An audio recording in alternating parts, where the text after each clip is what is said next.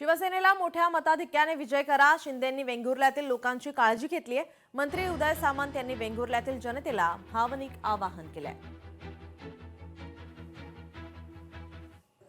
त्या सगळ्याला कोट्यवधी रुपयाचा निधी जो प्राप्त झाला तो फक्त आणि फक्त एकनाथ शिंदे साहेबांमुळे झाला।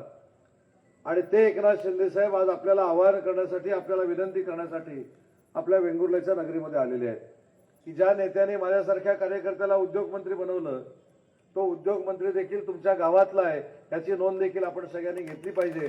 आणि म्हणून आपली जबाबदारी आहे की माननीय शिंदे साहेबांचं म्हणजे शिवसेनेचं पॅनल, त्याच्यामध्ये गावडे आणि सर्वच आमचे सहकारी उभे आहेत, ते समोरच्याचं डिपॉझिट घालून निवडून आले पाहिजेत।